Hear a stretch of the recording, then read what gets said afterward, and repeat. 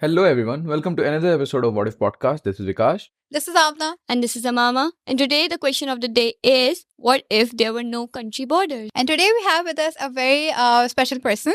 She's a fellow student in media sciences and a very passionate person about history and international relations. So here we have Dina with us. Thank you for having me. Yay! Okay, so I am definitely no expert on the topic we're about to discuss. Yeah. But I think it's so fascinating and I'm really looking forward to having a super interesting discussion with y'all. I mean, I love history, I love international relations. That's why I chose those subjects in my A levels as well. So yeah, I'm really looking forward to this. Let's just Great. dive in. Let's Yeah. dive in. So Dina, first we would like to know what's your stance on this topic. Okay, so whenever I think of this topic, I imagine my 10-year-old self like wanting to put on an adventurous hat and just walking out the door and just going to the world and just having Yeah. some kind of adventure, being an explorer, just doing all this crazy things. Yeah. Yeah, exactly. Doing all I'm on a ship and I'm searching around, finding Yeah. treasure. I don't know. It's that hits me automatically when I think of it. And I think of that little girl, how much fun she would have. Of course, that's just a fantasy. There are so many factors that would really be involved. Yeah, lots of dangers as well. But a world without no borders, there are benefits to that. There are also not that many benefits to that as well. Let's get to the Yeah. positive Let's side first. let's Yeah. start with the positives. Okay, so positives. Firstly, I think that I forgot my point. You guys get that? We just want to feel good at first, so we would want to know the positives first. Right. So, positives. You talked about how क्या बात करी थी फिर? Yeah. About the Yeah. Just how people would be close. Culturally सब लोग साथ होंगे and मतलब के close रहेंगे, एक community बनकर रहेंगे. You talked about that Yeah. yesterday. So, positives, I would feel there would be a lot of freedom of labor, Yeah. labor movement. People could go anywhere. They could get a job wherever they want. Essentially, the European Union kind of model, where you can just go to another country and you can work over there, and that would help a lot of people, a lot of families. People just need the income to survive, and that would be great. And also, I remember I was watching this video about this Moroccan explorer. I can't recall his name right now, but I'll let you guys know, and you can maybe add it somewhere. Link in description. Yeah, but basically he would travel from, he was a scholar and he traveled from Morocco to Makkah, to the Ottoman Empire, to India, to China, and wherever he went, he would learn the languages of those places. And maybe he was just such a great personality, all those kingdoms invited him to be to help them. That the kings would ask them for his advice, ask him for his advice. And he would really he would come back, and he would come back, then he would eventually come back to Morocco. And I think he did some stuff over there as well, help his community. And then he just went back again and started traveling and just learning all these, learning so much. And he wrote a book, and just having that kind of knowledge, imagine just all the things he must have seen, all the things he must have learned. That kind All the of knowledge. experiences he Yeah, has right. met, Yeah. the people he has met. Huh? Exactly. Like a nomad. I mean, that's not something you can teach. That's something you have to Learn, experience. experience, yourself. Experience.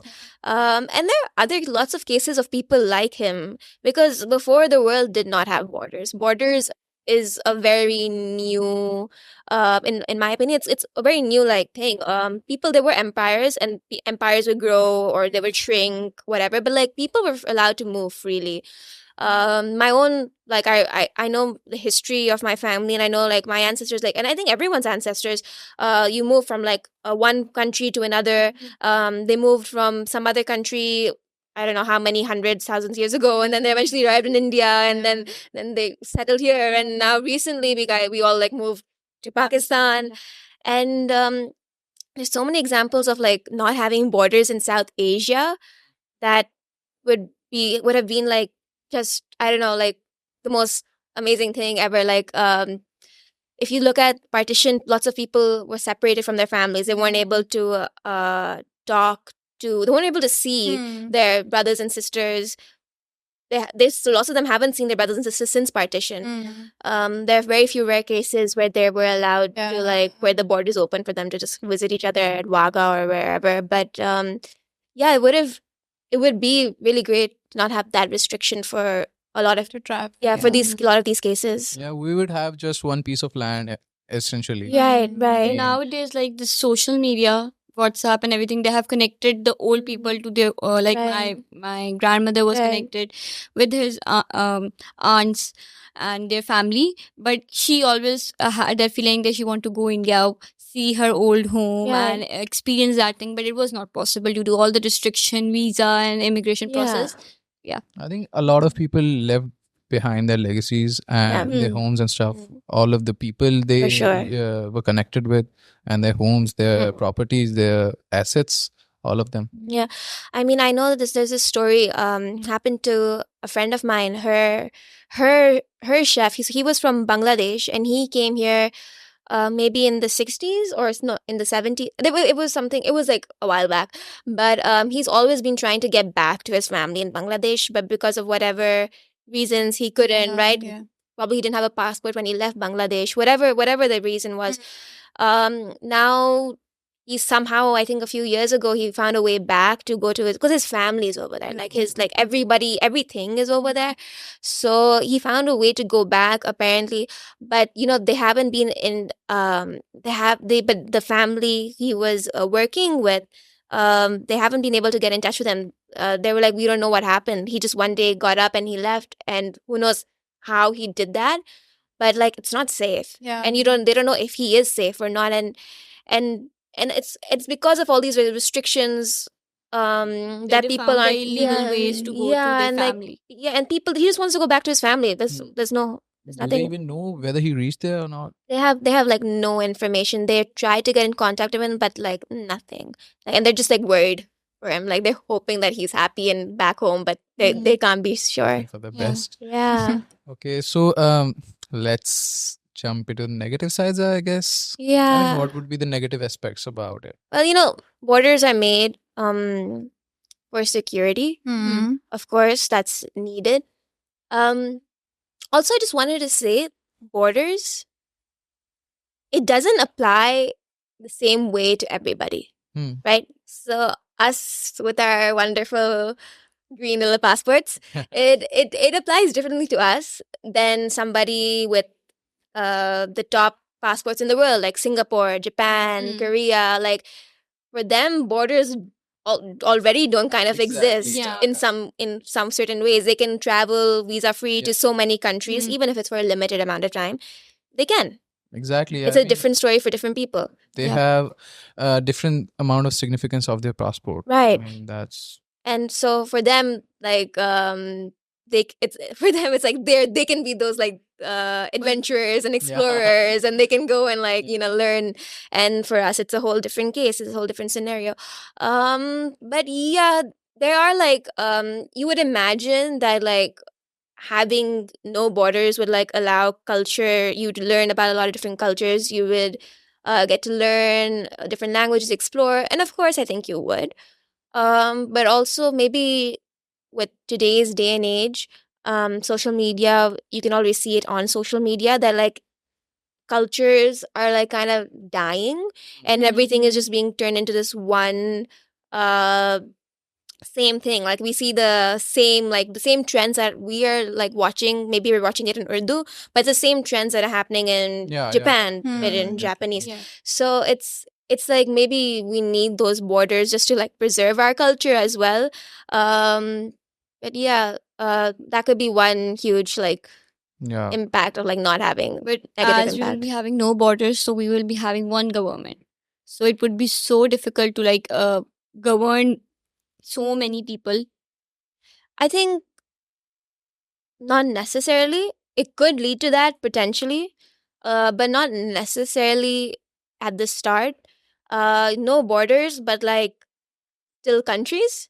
So like countries without borders. Just like a line. Yeah, like not even a line, just like, So this is India, this is Pakistan. There's a line in between. or like this is India, this is Pakistan, but you guys can keep walking in and out. I have to, like, we have to like map it out how that would actually like work. What do you guys think? What would be like the ruling system? I mean, it would be pretty chaotic. I mean, ruling two. I mean, I can't even fathom the idea of ruling two countries at a time, let alone the world. Right. But if we have a government of people with different communities, तो फिर तो हो सकता है. मतलब कि if we yeah. pick out each person from each community, Yeah. तो a But government. still, there would be differences arising if they are Differences? communities को भी करें. I think differences will exist. They exist right now with borders, so they're gonna exist no matter what. I mean, we're humans. There are gonna be differences for sure. But when it comes to ruling, maybe like we could go back to the tribal system or something. Like everyone's just like concentrating on like this is like a small this is my community, and I'll make sure I'll manage them well. Of course, and then the one person will manage their own community. But of course, there won't be any like authoritative like power to like make sure that Everything Yeah. everything's in Yeah. place. Exactly. There's a system of. I mean, there's a system of government. There's a system of getting jobs and giving jobs. Right. So how would that play in a colony of 8 billion people? Who would want to govern 8 billion people? Right. There are people who like authority, Vikash. But governing 8 billion people at a time? It's impossible. yeah. You can't take care of 8 billion people. Exactly. It's You impossible. would also question that person that what authority do you have to Right. govern me? And People 8 will be the billion one people. appointing him. 8 billion. 8 we, billion. we would be doing elections based on 8 billion votes. Yeah, and then It's after 1 year, the result will come. Also, if you look at the world, like the smallest countries with the least amount of population Yeah. are like thriving really well because they're like the easiest to manage because you can manage a smaller community Exactly. far better than you can manage. A larger community. Yeah. Because if you look at I think the top populations, like the countries with the biggest populations are India, China, USA, Pakistan, and Indonesia. No, Japan has one of the smallest. Yeah. Yeah. But yeah, India, Pakistan are great examples of of how hard it is to manage. Since you said India and Pakistan are the examples of not being able to govern their people really Entirely. good. So I guess borders are good then. I Well, mean, keeping communities small. Our communities are anyways growing. So, no, I just mean that it's hard to manage a lot of people. But before, like suppose these people are just traveling around the world. They're going here and there. I like that idea. Yeah, like they're kind of like dispersing, but then they're going into somebody else's community, and then they'll be like, an issue elsewhere. I guess I don't know. Like the whole population just shifts to the other side. I just don't like the idea of packing my bags and going to. know. Yeah, I like that idea of the every no other country in borders. 10 days. Yeah. So, Dina, what do you think when we have protest over here, over a small community? So, there's, we all know what's that like. So, what do you think when we have a whole world population with living together? So, what do you think the protest would be like then? Too chaotic, right? Too messy. Okay, so back when like when Mughal Empire, Ottoman Empire, all of that long ago, I don't think there weren't really there were protests to overthrow kingdoms. There were like things like that, the French Revolution, all of that stuff. Yeah. But people didn't really concentrate on what you call it, like things beyond their small like little. This is my assumption. Small little village community, right? So like if their taxes are too like harsh, I guess they would rebel against that. Of course, there were repercussions because there were people in charge. But it was still a very like small community. Like people would only like concentrate on the like On their like community. like On their suppose idea, jo like us- like the size of maybe defense would be like one like village or Yeah. maybe that's Yeah. even too big. I don't even right. But if there were no borders like right now, with like social media and everything, I mean, It's kind of confusing. Because on one hand, I imagine that like people would have fights. Like people would be like, oh yeah, like this country, this community is being hurt. But if there are no countries, if there are no borders, then like how do you like who's gonna like you don't really know who you're. It's just like a free community, right? So it's Yeah. like you don't really, how are you gonna stand up for For And- one idea. I think Yeah. this ILO can stand for one idea. I don't think so. it's just gonna be really like messy. It's just gonna be like everyone's dispersed, and you don't know who you're really standing up for. It's just like one small like a group of 50 people somewhere in the world, and you're like, Have different opinions, Yeah. different point of view. Yeah. So they will be like not supporting For one instance, idea. Black Lives Matter. mm, There's this movement. If the population of African American are like 1 billion, mhm. they could stand up for themselves. I mean, if they are living in one community, Yeah. one place, they could be strong enough to stand up for themselves. Yeah, They, that's wouldn't need agreeable. they wouldn't need the support of Other us people as and other communities. They would be self-sufficient. Yeah, like so Yeah. suppose they make their own like community, and they're they like could gather from strong, different and parts of the world. so and what then- happened was like back when Europe started colonizing the world and everything, it was because the rest of the world, like you look at Arabia and places, they were focusing on things like literature and knowledge and poetry and things like that, while Europe was focusing on weaponry and Yeah. so they had the edge because they had the power, right? So they could take over. If a community builds themselves up strongly to like be able to defend themselves, aren't we coming back to like making a country? Told us the story about your dadi yesterday. Right. Okay. So my grandmother, my great grandmother, so my nana's mom, she was buried, so they were traveling, and she passed away in what is now Bangladesh. So she was buried over there, and of course her children and husband, everyone, they came to Pakistan. So like they never were able to go back and visit her So like grave. before the separation. Yeah, before the or right when the separation was happening, Okay. or a few years after. But when borders were still, yeah, they weren't ever able to visit her grave. Or for the example, and another example is my dadi, her father. So they all grew up in Uttar Pradesh in India. So that's where my family has like been for like hundreds of years. So they have stories of their grandfather and their great grandfather and their great great great grandfather, right? So they all grew up in that one province, in that one city. So when my daddy's father, in the 1960s, he got a chance to go back and visit India. And as soon as my grandmother told me, as soon as he stepped foot off the train and he stepped into like India, like he literally, like his tears started flowing down his face. He got super emotional because he was back home. Yeah. Right? You can have a border and you can say this is your new home and this is your old home, but these places, they have a spot in your heart. Exactly. You can't deny that they have a spot in our heart right now, even though I don't think like we've all visited it, but like we have a connection with our heritage, a connection with the culture we all come from, and it's not something you can erase by just like making a border.